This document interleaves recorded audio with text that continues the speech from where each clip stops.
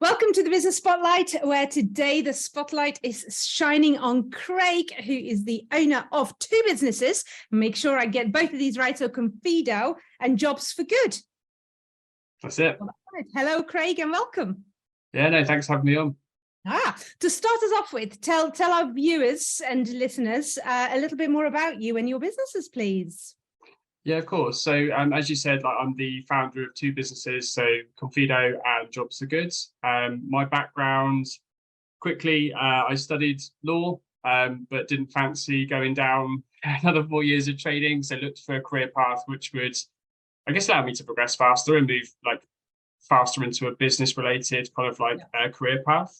Ended up in recruitment, happened to work for one of the larger recruitment businesses in the UK and was there for 7.5 years and ended up working for a small business, went to one of my customers and started working internally as one of to set their own talent function basically, and just got really lucky that I had an opportunity to go and set up my own business, and I had a couple of people that were willing to back me and also give me access to their network. So I was always kind of very much anti going back to recruitment, but I saw an opportunity to provide something new, I guess, to a segment that I'd worked with for quite a long time. So the first business, Confido, is basically bringing executive search level of service to tech for good startups and help them to hire product and tech people.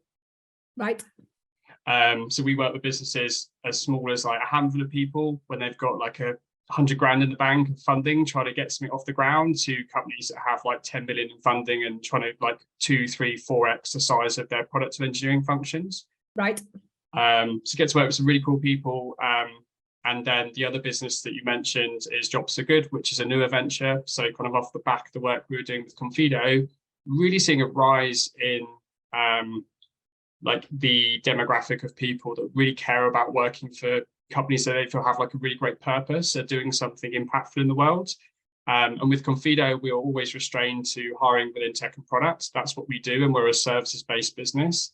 Right. So Jobs for Good was an opportunity to build more of a scalable platform where we basically verify companies as being for good, and then they're able to post their jobs on our platform, and they get access to this exclusive community of candidates that are looking for these mission-driven companies to work for. Nice. Which from what I'm seeing amongst my clients at least, is really important right now in the job market. Absolutely, yeah. I think it's up there. I think you have the hygiene factors of good salary, financial stability, career progression, a working arrangement in terms of hybrid, flexible, that works for you. But after that, I think actually one of the key factors is, am I doing something that's important? Am I doing something that aligns with my values? Is this a business I believe in? And that's a much bigger factor than it was 5 years ago. Okay. How long have you been in business for by yourself? 5 years, just under 5 years. Okay. And is running a business something that you always wanted when you were in school, or did you kind of, I know you've kind of alluded to it already, but had that always been in the back of your mind, or did you kind of just fall into it? Yeah, good question. So I grew up with my dad was self-employed for most of his career, so I saw him run a variety of different businesses, but I was also always quite fascinated with how he was able to go into these quite new ventures. Pretty much all him anyway. For most of them, it was kind of a one-person band type setup, but create these successful businesses. So there's always kind of that element, and I've always been someone that's wanted to get. I think I'm better working for myself than probably working for other people. But I'd say it was an accelerator at that point in my career. I probably saw it as 10, 15 years away, but I had these two people, like I said, that were willing to back me, which kind of de-risked it enough where I was actually, do you know what? I can take the plunge now. And it's the right step, because I was kind of, baby one was on the way, just moved house. So it was there's a lot of things happening at that point in time.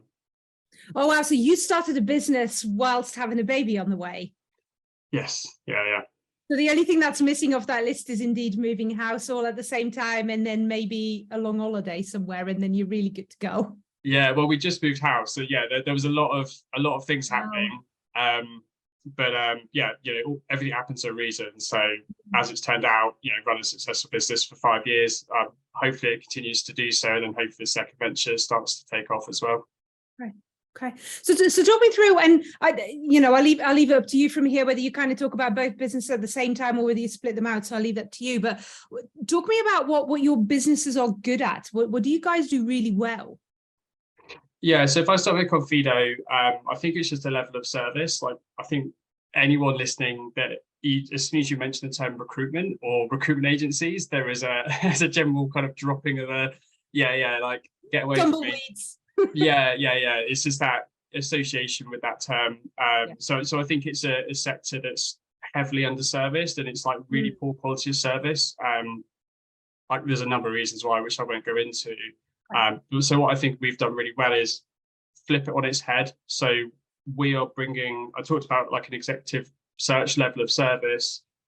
We have a very different commercial model to most businesses. So we only work on a retained basis. For me, like pretty much every service-based industry or like organization have some kind of retained element to how they're pricing, whereas a lot of recruiters work on like a success fee. So you only get paid if you're successful, which naturally means you're trying to spread your risk. Whereas with us, companies have to pay a portion of the fee up front to engage with us, which allows us to work with a smaller number of companies, but work with them in a much more effective manner.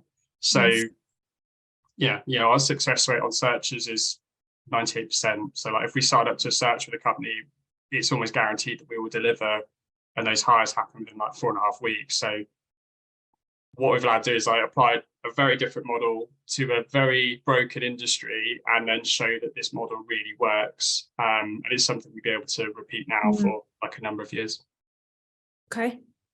Is that the same then for Jobs for Good, or is that a slightly different way of working for you? Yeah, very different. So that's like a product company. So I've very much been in the services based kind of line of work for most of my career. So I'm learning a lot, but no, Jobs for Good is a very different proposition. So that's more of like a transactional platform. So you pay per job posting. So quite a different model. Okay. You've been in business for 5 years, so I'm sure you've learned some things and had some challenges. Talk me through some of those key challenges. Yeah, I mean, number one was that retain model that I talked to you about. Like, it's great. It sounds great saying it now, but when we first started that, there was a lot of objections. Like, we don't work with other recruiters in this way. Why are you charging us money up front? What do we get for that? So I'd say there was definitely like a 6 to 9 month period of a lot of pitching, a lot of refinement, a lot of getting told no. And the advice I give is like, stay strong, like have a clear proposition, be very clear on why that the ROI you're delivering to a customer, and just stay at it. The best thing we managed to do was say no. We had a few early adopters, but then really like we're in our corner. And as soon as you get your first few customers, then you have your proof points and social proof to share with like future customers. But that was definitely a challenge, otherwise just building a remote first business. I have 2 young children. I'm not interested in being in an office on a weekly basis personally. So we're both businesses are quite small, but there's definitely been learnings from, I grew up in 5 days a week in an office. That was how I was trained. And that's how my career was mainly progressed for the first kind of 9 years, to go into a business where I'm running it and then trying to hire people remotely, train them up remotely. So that's just, you just have to learn to use different tools and different ways of teaching others, and like helping them progress, I guess. I'm going to circle back to something you said. I'm quite intrigued about this. So when you're in this new business where you come up with a new proposition in an industry that's been used to doing something, old school, as we may call it, and you do have some early adopters, which you always have, great. But how do you, as a business owner at that stage, how do you keep that resilience going? How do you keep sort of saying to yourself on a day-to-day basis at that stage, with a really young family, how do you keep saying to yourself, this is the right thing? What was going through your mind at that stage? Yeah. There's always like a big kind of self-doubt element, and what got me through it, we managed to sign up some customers quite early on, and one of them happened to be like a very much like repeat business customers that alleviated some of that initial like pressure that you have. But there was still months that would go by where getting a lot of no's, a lot of rejections. Am I doing the right thing? Is anyone going to go for this? So yeah, number one was like, being lucky enough to have some customers sign up quite quickly to that model and believe in it. And second thing is just having like support around you. Like initially when I started the business, there were 2 other people involved. There were people that I could lean on and go to for support and advice. And I think even if you don't have people like co-founders, having a network of peers, people you can go to, bounce ideas off, coaches, whatever that might be, that's essential, because they will keep you on the straight and narrow, even when you're starting to like wave yourself. And sometimes you just need those like pick me up chats to get you back on track if you're having a bad day. Yeah, I like that. Good. Okay. So what have been some of the wins? Early customers, great starting point, but what other wins have you had that you put in that win category?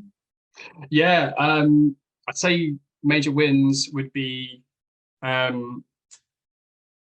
when I first started Confido, we were just working generally with early stage startups. And when COVID hit, I managed to buy out the other two directors, and it allowed me to really focus on there was always something missing a little bit for me, and like what I cared about, my values. And that's when I decided to refine our focus to tech for good startups.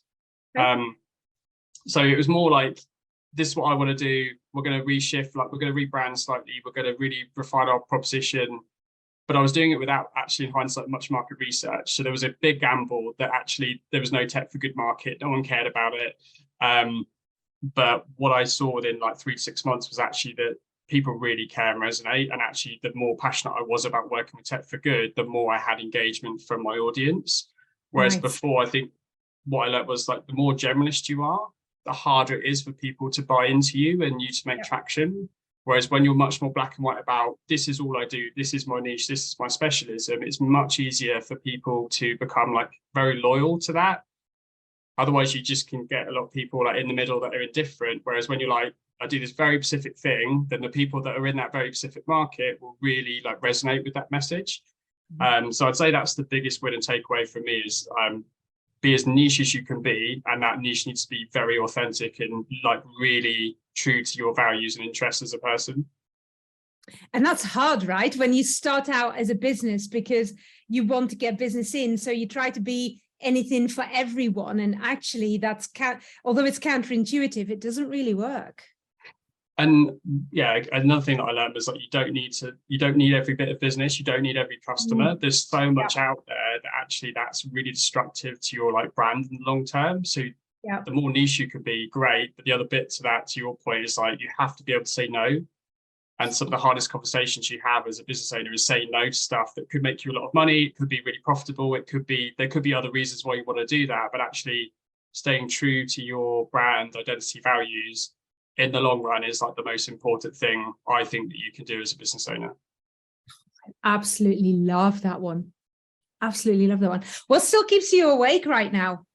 And I don't mean like the kids necessarily. Yeah, definitely the kids still. But I mean, Confido's in a pretty like kind of steady like state right now. So it's not that, it's really the job board. So Jobs for Good. We're a year and a quarter into that. We really focus on like monetization right now and get into a point of profitability. So we're experimenting a lot with like pricing and different sales techniques. It's a very different route to market to the search business. So there's a lot of learning. So that's what keeps me up at night. Like all these little ideas that pop into my head as soon as I go to sleep, and then you start trying to switch off, and then you're like, oh, I could try that. Or so that it's generally, my mind's always working. So it's that. What's your go-to for, and I think all entrepreneurs have got this, where as soon as you put your head on the pillow, your brain goes, all these thoughts I've had all day that you've not had time for, here are they? What's your way of capturing them? Yeah, I mean, I try as much as possible to not have that at bedtime, because it's otherwise you're just up all night. But if I do happen to have it, I find the best thing is actually just to get my phone open, make some notes, send an email to myself, and then I'll pick it up in the morning, so I can kind of like open and close it and put it away. Otherwise I'll just have them running through my mind all the time.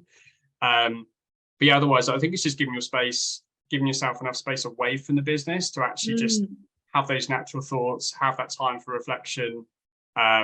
Otherwise, I find that you can easily spend 12 hours a day thinking about your business, doing your stuff, and you just actually never have time for like those kind of thoughts and creativity moments. Yeah, absolutely. Looking back, knowing what you know now, if you were to start a business again, what would you do differently? Oh, what would I do differently? I would have gone niche faster.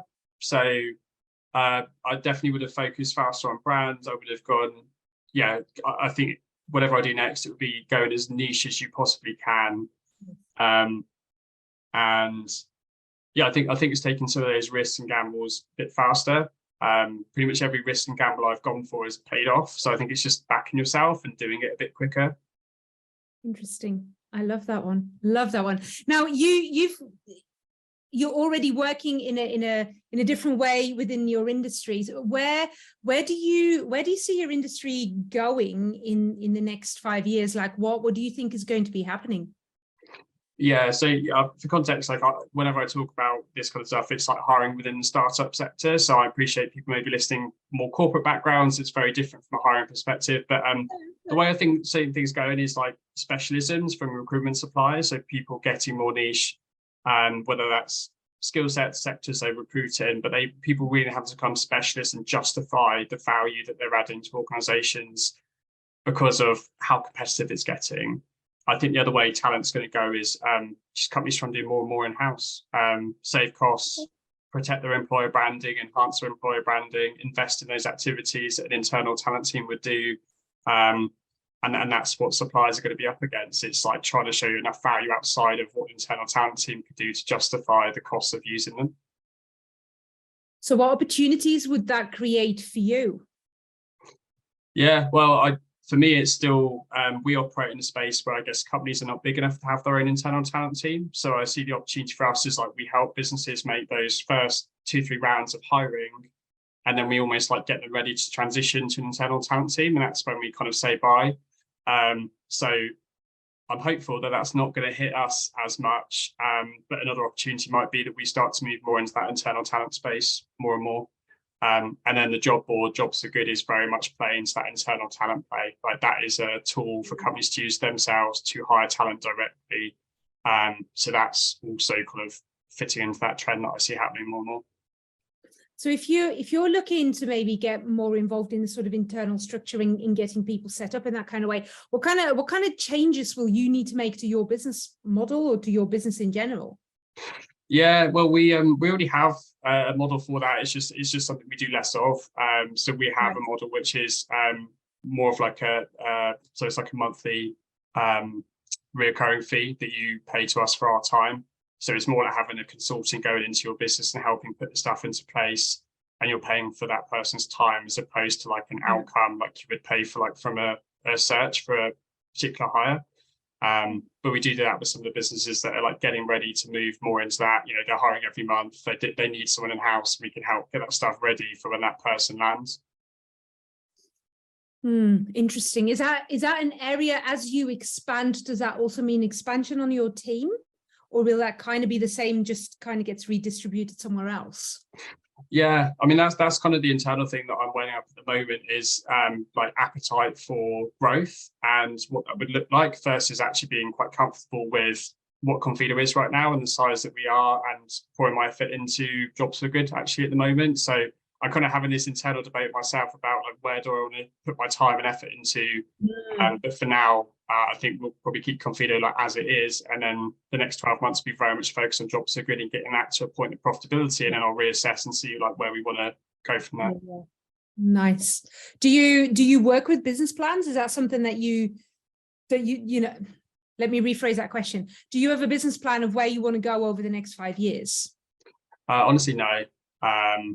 I've tried that model before and it didn't work. In the heart, Craig, what are you doing to me? No, I prefer working on like a year-by-year basis. So we have like a yearly plan. We have like 3 or 4 business OKRs that we want to achieve for that year. But I actually find for me personally, like where I am, like short to medium term planning is much more effective for me, rather than trying to guess where I want to be in 5 years. But yeah, appreciate that may not be the answer you wanted to hear. To be honest, there is no answer of what I want to hear. The answer is whatever's going on for you, right? And actually that nicely leads me into what do you, not business-wise, but what do you still want to achieve over the next couple of years? What does Craig, the person, still want to do? Oh, good question. I think it's probably like diversification, actually. Like I've been in recruitment now for 13 years. And I still really enjoy it, but I'm not sure if I'm going to be doing it for like another 30 years. So I think it would be kind of looking at how do I make the businesses self-sufficient in their own right, so they're less reliant on myself. And then looking to move to completely different things. currently actually just getting set up to move more into like buy-to-let property. So looking at diversifying the ventures that I'm involved in, and hopefully becoming a bit more like passively involved in those businesses. So if you're passively involved with those businesses, that means that, kind of runs without you. What would you do differently with your time? What would you spend your time on? Yeah, that's a good question. Probably looking into new stuff. Like I have loads of ideas in my head for like new business ventures. So it would be having enough time and opportunity to actually explore and like test out some of those businesses and see if there's a real case for it or like a model that would work. Okay. Oh, serial entrepreneur in the making is what Well, yeah, I don't want to over glamorize it. Like I've got 2 very small businesses that are working quite nicely. So if I can add like a couple more, I just like to be challenged and feel like I'm moving forward. So, and I've always been quite intrigued and having like, not being reliant on like one venture. Who's your inspiration? Who do you find inspiring is maybe a better question. Yeah. I think it probably would be going back to my dad and just what I saw as a child. I think at the time you don't realize it, but actually seeing the pressure he would put on himself, what he was able to provide for us, and like our upbringing. So I think that's probably instilled in me certain values and things that I want to do for like my children. So I'd say rather than being like some kind of celebrity or famous person, it would actually be just replicating that for my children and giving them the kind of life that I happen to like have the privilege of having when I was growing up. Nice. I love that one. I hope your dad will be watching this. Be nice for him. If you could go back and sort of give your 18-year-old self some advice, what would that be? I think it would just be trust that everything happens for a reason. Okay. Nice. So I think whenever things have happened, and even when they happen, you think this is not great, this is not good for me. Actually, everything I found will work out one way or another. So I think it's just trusting that everything happens for a reason and it will work out for the best eventually. Nothing's a failure, right? Everything's a learning, but nothing's a failure. Absolutely. That's one of my mottos. If you're talking to, and I would imagine in your situation you do quite regularly, but for people that are watching this that are either just about to go into business or thinking about setting up a business, what are your top 2 tips for new business owners? Oh, I would say definitely take the time to be crystal clear on your proposition, like what you do, how you're going to communicate that, who is your target customer, how are you going to position your services or product to them, what's the ROI for their perspective. I think actually taking the time to do that up front before you launch is super important, and then you just spend the first few months like refining that when you're actually talking to, like speaking to customers. And then otherwise, I'd just say like have a network of people around you. The worst thing you can do is isolate yourself and not have anyone to bounce off, especially if you're a sole business owner. It's very lonely. So I'd say if it's friends that have got their own businesses, peers, people you used to work with, whoever it might be, you need people that you can go to and bounce off when you're not having a great time with things. Yeah, you're absolutely right, though. Being in business can be really lonely. So surrounding yourself with the right kind of people is so important. 100%. Absolutely love that one. I think my next kind of question, and it's one of the key questions I often, start wrapping up with, but be interesting to see what you think because of your experience with your dad. But how has having a business compared to what you thought it was going to be? Oh, yeah. Oh, that's a good question. What did I think it was going to be like? I think I probably thought it'd be more glamorous than it is. I think you sometimes see, like, especially 5-6 years ago when I set up, you see a lot of like positivity in the headlines and like the the grind life, and I think it was probably over romanticized, like the entrepreneurial life. Like it isn't that at all. It's quite often working weekends, have to make sacrifices. Like I work from home most of the time, but I still have to miss out on stuff with my kids sometimes because I just have to get through stuff. And when you're a small business owner, you have to just do what you need to get done. So yeah, I think it's probably, the perception before you get into it can be that it's quite easy and it's overnight success and you just make loads of money. And the reality is that it's a real grind and nothing is easy. And you have to just be really committed. And that kind of comes back to my point about doing something like you really believe in and is true to your values, because that will keep you there. Whereas if you go into it just to make some money or something you don't really care about, but you think you could quickly, make some profit, I think you'll really struggle to stay at that in the long term. Absolutely love that one. Knowing what you know now, would you start a business again? Yeah, absolutely. Yeah. I think if anything, I was too risk adverse, and I like I said, if I hadn't had the opportunity to de-risk it slightly at the beginning, I probably wouldn't have done it. So knowing what I know now, I think as long as you're going to something where you're very clear on what you want to do, it's aligned with your core skill set. Like I think if you try and set a business up, which is something you don't know anything about, that's incredibly difficult to do. But if you've been, 10 years doing whatever your skill set is, and you're going out on your own, I think you'd be surprised by how much people will support you as a small business owner, and they respect you for taking that leap. How long would you say you'd been running the business for before you kind of felt, I've got this now? I kind of feel like I'm starting to get the rewards for my hard work.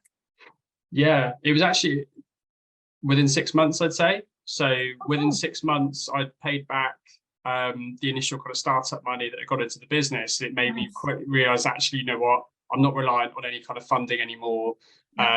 I can definitely do this in a very short amount of time. We've proven that this works. So it was financially aligned. But yeah, for me, it was actually being like profitable in our own right, which, because of the sector we work in, the way it works, you can do that quite quickly. Do you still have days where you just sit there and go, I have no idea what I'm doing? As in either imposter syndrome kicks in, or just where you go, I've said yes to something, but no clue what to do next. All the time. I don't think that ever goes away. And I think anyone that says it does are liars or supremely overly confident. But yeah, even this week, a few things can go wrong. You start to kind of like question yourself. Did I make the right decision? Should I be doing that? Whatever it might be. And then, something will happen within a few hours, and you'll be like, right, pick myself up, get back to it. You do know what you're doing. You've been doing this for long enough, kind of like, So yeah, I think that's a natural thing for any person.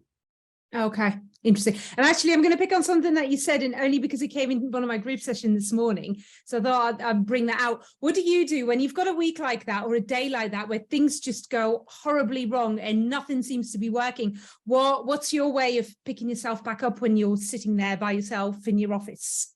Yeah, I guess there's two things. So one for me is like physical exercise. I feel helps a lot. So getting away from the computer. For me, I do a lot of HIIT workouts. So for me, it's like half an hour. Because of the type of exercise you're doing, you can't really think about work. Like, you just have to switch off and just concentrate on what you're doing in the moment.